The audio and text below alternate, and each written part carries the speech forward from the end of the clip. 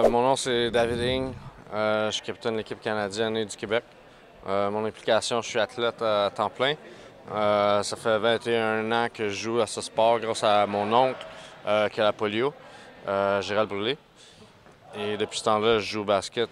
J'ai voyagé un petit peu partout dans le monde avec mes différentes équipes, surtout avec l'équipe canadienne pour représenter le Canada. J'ai vu sur le court, tu étais quand même un leader, tu parles beaucoup à tes gars, comment se placer, etc. J'aimerais savoir, toi, de ton expérience, qu'est-ce que tu aimes le plus du basketball en chaise roulante?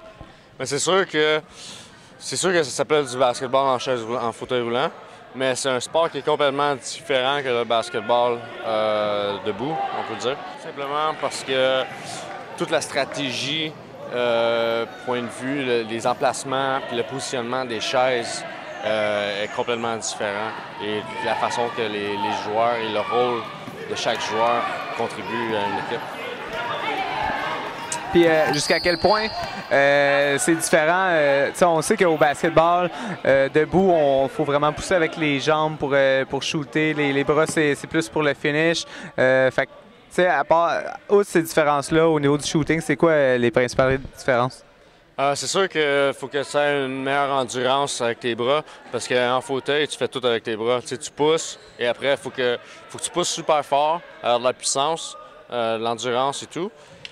Puis après, être capable d'avoir une belle petite touch, une petite finition pour pouvoir finir, pour pouvoir lancer le ballon. Donc, il faut que tu aies une adaptation entre pousser fort, comme ramollir un peu, si on peut dire. C'est vraiment cette adaptation-là qui est différente en fauteuil que jouer debout.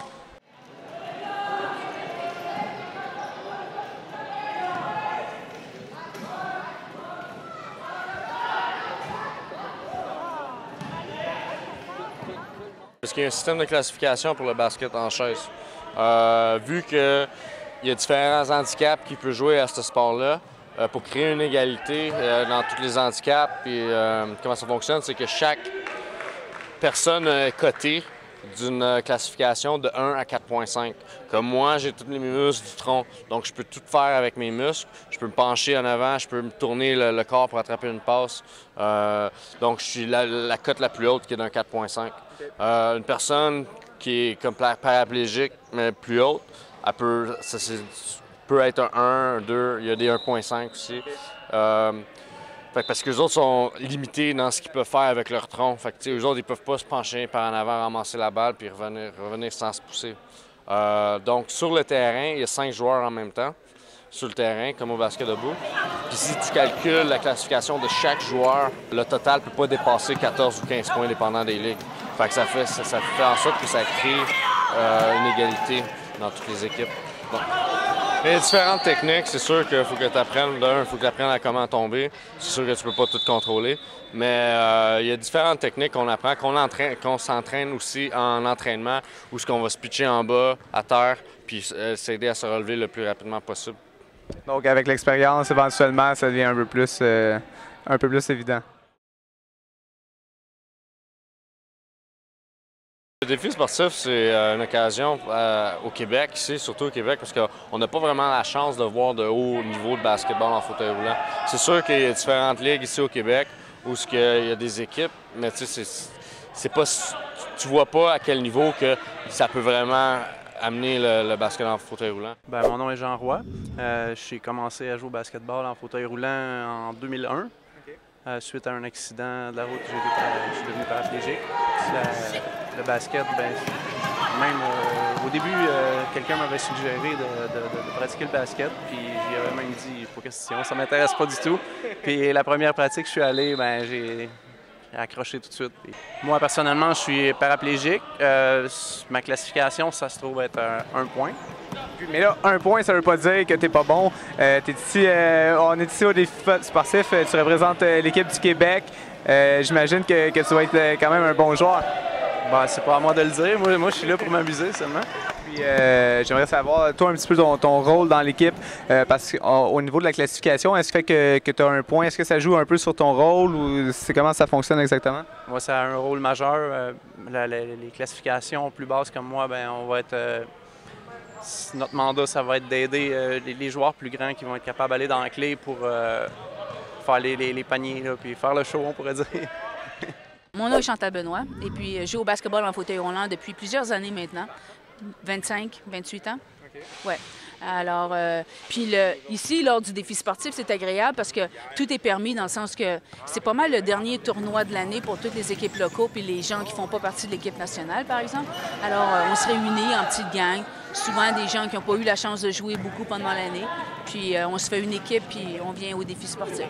Puis est-ce que c'est difficile, vous êtes une femme, vous jouez contre des gars, vous avez joué avec des gars, est-ce que c'est difficile? Bien, moi, je trouve ça super agréable. J'aime beaucoup l'intensité et l'agressivité qu'on retrouve dans les équipes masculines, surtout à ce niveau-là. C'est beaucoup plus facile pour moi, dans le sens qu'on a des superstars qui font partie de l'équipe. Ils font pratiquement tout l'ouvrage. Nous, ce qu'on a à faire, c'est de se retrouver à la bonne position puis au bon moment pour prendre l'opportunité de lancer. Mais ça développe. Moi, je fais partie de l'équipe nationale en plus. Puis de jouer une défensive contre des hommes, ça l'aide énormément pour mon jeu personnel, individuel. I'm Patrick Anderson, and I've been playing for 20 years. I've been played internationally in a couple of years since the Beijing Paralympics in 2008, but I like to think that I can still play among the best players in the world if I had a chance. So. Are you playing with the national team or not anymore? No, not anymore. Just playing for fun, recreationally, stuff like this. Yeah. Yeah, I mean, it wasn't. We lost in the gold medal game, so silver medal is not bad, but it's a little bit better to finish with a loss.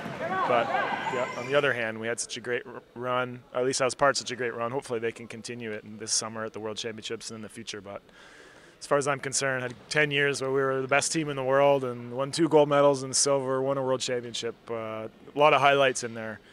Just looking back, I just think about the whole thing as being a great experience and really it was my second family, you know, the wheelchair basketball community in Canada and around the world more and more. And so I've always tried to do a little bit of everything.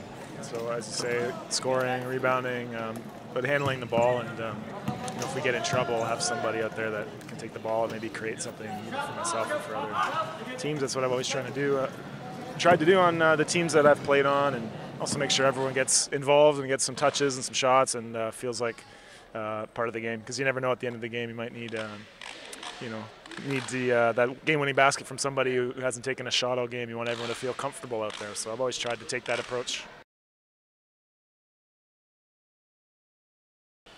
Faut le voir pour le croire, parce que sérieux, moi ça fait 21 ans que je joue, puis peu importe comment je peux essayer de le vendre, le sport, puis essayer de qu'on dise que c'est pas ce que vous pensez. C'est vraiment, vous voyez pas la vitesse, quelque chose, parce qu'il y a beaucoup la conception que le monde pense, OK, c'est du basket, c'est en chaise roulante, comment ça peut être. Puis là, je vais convaincre le monde, je vais dire, non, c'est vite, c'est chose, le monde, ça clique pas. Chaque fois que j'ai amené des nouvelles personnes à venir, ça fait 21 ans que ils me disent tout le temps la même affaire. Wow!